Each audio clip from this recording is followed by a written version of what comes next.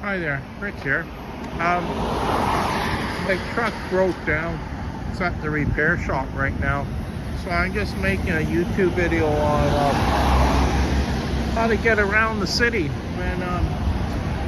How to get around the city and the lower mainland, okay? Because I've been busting it the past few days, okay?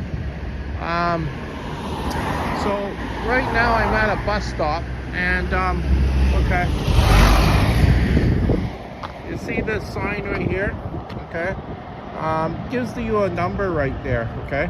So you dial this number and then you get a voice recording, okay? It's asking you for the 5-digit number that's right here, okay? 52754. You punch that in and then it tells you when the next bus is coming, okay? And I'll be adding on more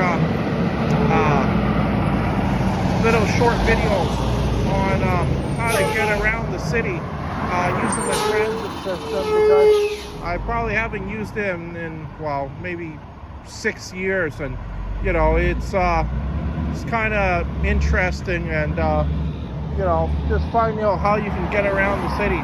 But I found that the SkyTrain was very useful in getting around, just because remember, you're going over all the traffic, and you know, you don't have to wait for lights, right? Not like a bus. Last night when I came back from Surrey to Vancouver, I used the SkyTrain and transferred let's see, once. Yeah, I transferred once. I took 2 buses home after I got dropped off at the SkyTrain in Surrey. It only took me a half an hour to get home, because I think I only had to wait for the bus for about 2 minutes.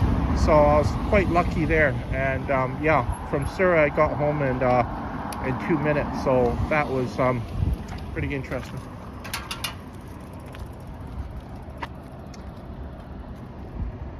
So it's saying that a bus is going to come by at 12:12, okay? And okay, there's a sign there, okay? It's even got that number on it, 52754, okay? That 5-digit number. It says it's going to be the 133 bus, and it's heading to Edmonds Station, okay? So let's see if the bus comes on time here.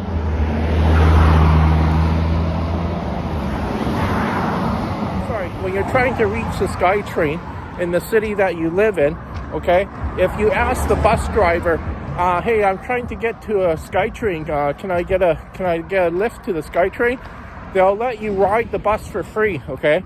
The reason why they do that is because at the SkyTrain station, okay, the transfer that the bus driver gives you, it does not activate the gate to get into the SkyTrain.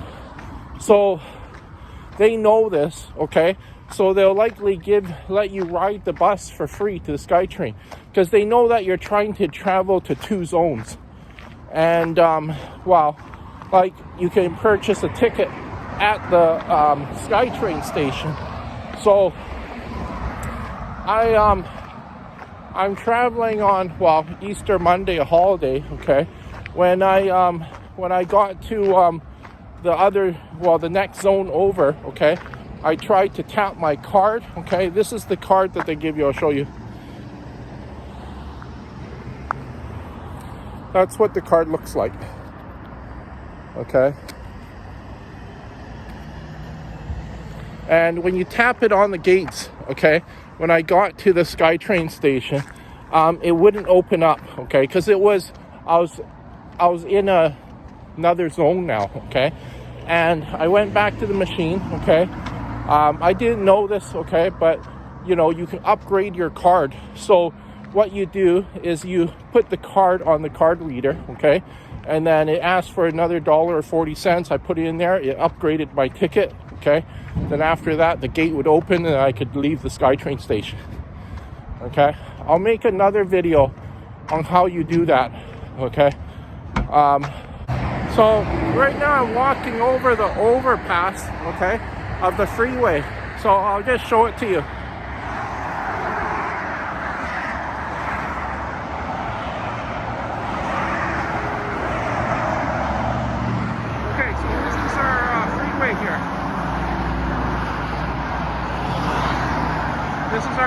right here. That's the HOV lane, okay? These are 1, 2, 3 lanes, okay? Heading west, okay? And this is the other freeway going the other opposite direction, 3 lanes, and the HOV lane going west, okay? So you can see how many cars there are. Quite a few cars, eh? Quite busy. You have to remember in LA, I think they have what, 5, 6 lanes on their freeway. And believe it or not, you know,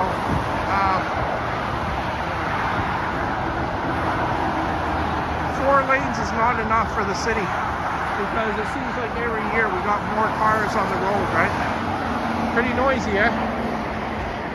I wanted to show you this because, well, I probably won't be walking over overpass anywhere near the near future. Okay, that direction over there. Okay, that's Brentwood Mall area. See all the high-rise buildings going up? There's a lot of buildings going up there. A lot of those high-rise buildings are new, okay, and they're still, I know that they're still going to be building more. Towards that direction up here, that's Metro Town up there, it's quite famous. Over what, 1,000 shops or something like that, right? But if you're a tourist, if you ever come to Brentwood Mall, okay, they've changed it a lot. It looks really nice. Like, if you're thinking about, well, visiting some nice places, I would suggest, yeah, Brentwood Mall is a good place to visit.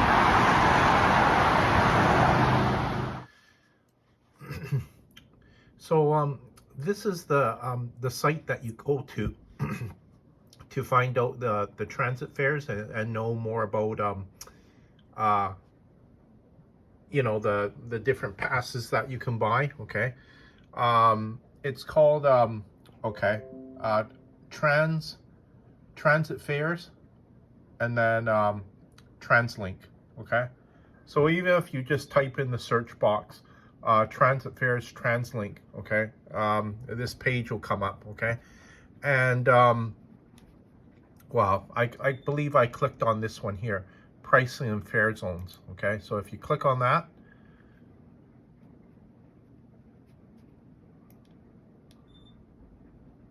after a certain time, okay, yeah, I was looking at this page right here. Okay, so okay, you see 1 zone 315, 2 zone 455, 3 zone 620. Okay, for an adult here. Okay.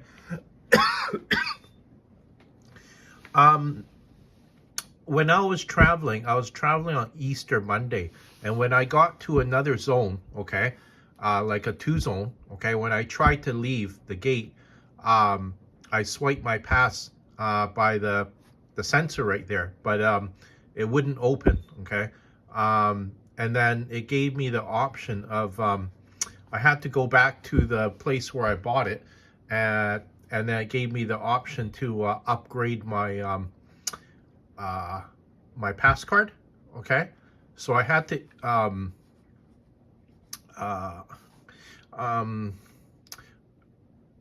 you either swipe it or you insert it in the machine. I think I done both. I'm not positively sure which one was the right way. Okay, but I think you just kind of like swipe it. You don't stick it in the machine. Okay, and then I had to deposit another $1.40, and then it upgraded my my zone card. Okay, and this is what the zone card looks like. Okay, it says Compass Pass on it. Okay, that's what it looks like. So after I upgraded it, paid another $1.40, then I was able to open up the gate and leave the SkyTrain station. But the thing was, okay, I believe that on holidays, 3 zone, everything is just 1 zone, but I think it still charged me for 2 zones because it's too much trouble to change the machines. to let it know that it's a holiday. And I think that's why it didn't work. I was not able to travel 2-zone on a 1-zone pass. Just wait, I'm gonna have a look here.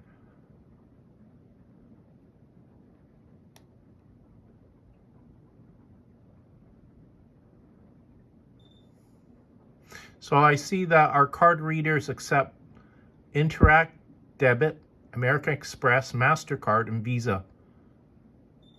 Credit cards along with Apple Pay, Google Pay, Samsung Pay. Yeah, so there's quite a few different ways that you can pay here. So it's quite good. See, it says here you have 90 minutes to make your transfer across bus, C-Bus, SkyTrain services.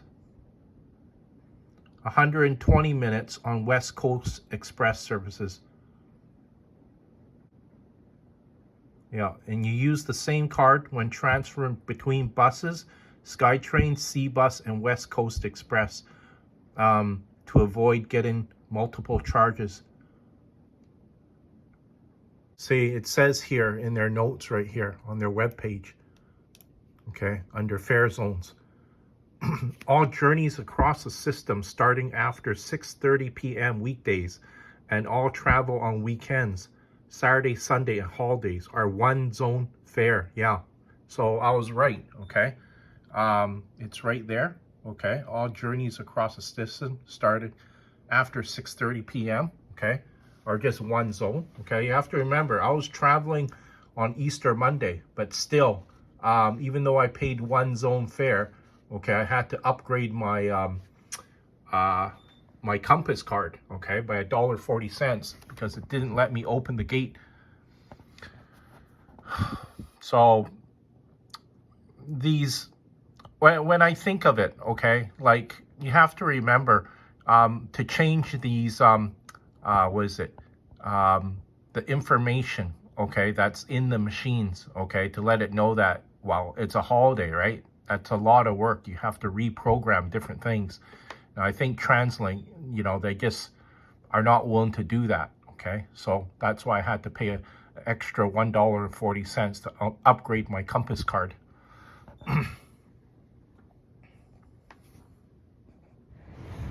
So I wish I was able to get this during the daytime, actually. But this is in Richmond here. This is what the SkyTrain looks like. This is one of them. This is Lansdowne Station in Richmond, okay? So I'm going to demonstrate how you, what the machines look like. See, that's the SkyTrain up there. It's coming, okay? Looks like it's headed towards downtown Vancouver. That one anyways. Okay.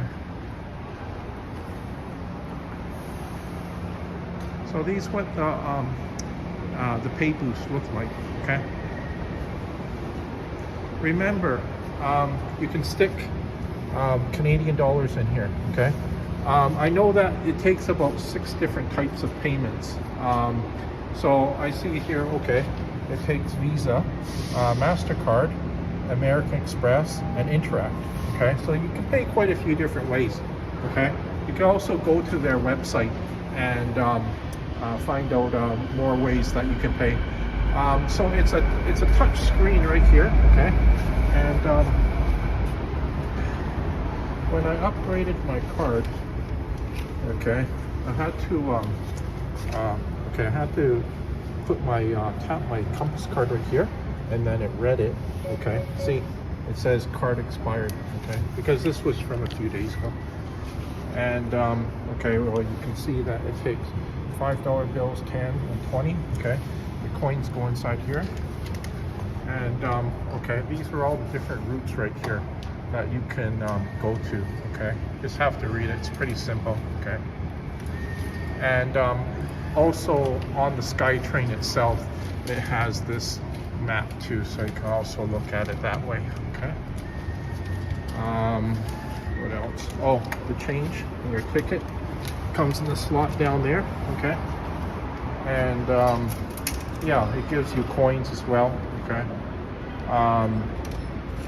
See right here, buy single ticket, buy multiple tickets, upgrade your ticket, load your Compass card, view the balance, buy new Compass card. Yeah. So there's these touch screens can do quite a few different things for you. After you pay your fare, then you just go here. Okay, you see where it says Compass right there? So you just tap your card on there and they'll let you in. See, it says the card expired. So this was a few days ago, so I can't get in. See that lady just entered? Okay, the gate opened up for her. Now they're inside the station itself. They're going upstairs. So there's another map right here. Okay, so I see that from Bridgeport, okay, it branches off. You can either go to Aberdeen or Lansdowne, or you can go this way. Templeton and Sea Island Center, YVR Airport. Okay, probably a lot of people go here because, you know, they're trying to get to the airport, catch their flight, you know, out of town, right?